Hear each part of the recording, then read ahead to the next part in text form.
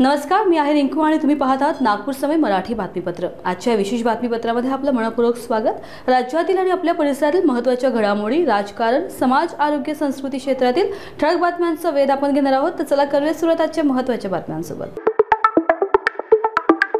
छत्रपती संभाजीनगर जिल्ह्यातील वेदांतनगर परिसरात घडलेल्या एका थरकाप उडवणाऱ्या घटनेनं सर्वत्र संताप व्यक्त केला जात आहे। 59 वर्षीय एका वृद्धानं केवळ 3 वर्षाच्या बालिकेवर अमानुष अत्याचार केल्याची धक्कादायक माहिती समोर आली आहे। बालिका शाळेतून घरी परतत असताना आरोपीने तिला फसवून आपल्या घरी नेले आणि अनैतिक कृत्य केल्याचा आरोप आहे। बालिका रडत घरी परतल्यावर पालकांनी तिला विचारले असता संपूर्ण प्रकार उघडकीस आला। घटनेची माहिती मिळताच परिसरात संतापाची लाट पसरली असून संतप्त नागरिकांनी पोलीस ठाण्यात धाव घेतली। नागपूरच्या नारा रोड वेदनगर परिसरात स्नेहाश्रय पूर्ण वृद्धाश्रमचे उद्घाटन 28 फेब्रुवारी 2025 रोजी करण्यात आले।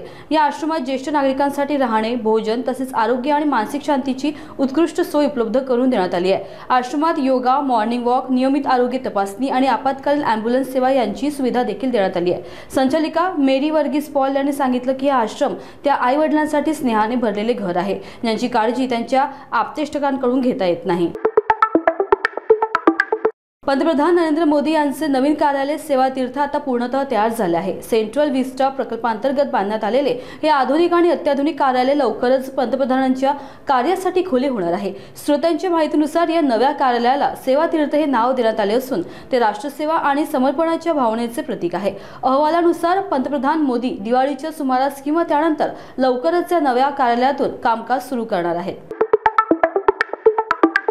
भंडारा जिल्ह्यात एक भीषण अपघात घडलाय। शाळेची व्हॅन नाल्याच्या पुलावरून खाली कोसळल्याने 10 विद्यार्थी जखमी झालेत। ही दुर्घटना खमारी सुरेवाडा मार्गावर घडली।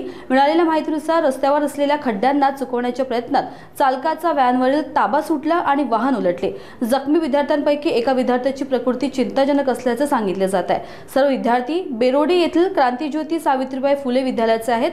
अपघातानंतर स्थानिक नागरिकांनी तत्काळ बचाव कार्य सुरू केले आणि सर्व विद्यार्थ्यांना भंडारा जिल्हा सामान्य रुग्णालयात दाखल करण्यात आले। किरकोळ जखमी विद्यार्थ्यांना प्राथमिक उपचारानंतर घरी सोडण्यात आले।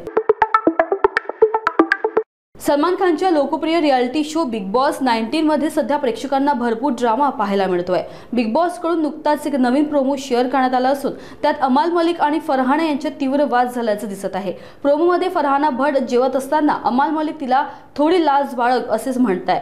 त्यावर फरहाना प्रत्युत्तर देत म्हणाली की मी नंतर ठेवेन। यानंतर अमाल मलिक संतापात येत तिच्या हातातील प्लेट पकडून ती फेकून देतात। या प्रसंगानंतर घरातील इतर सदस्य तत्काळ मध्यस्थी करत त्यांना थांबवतात।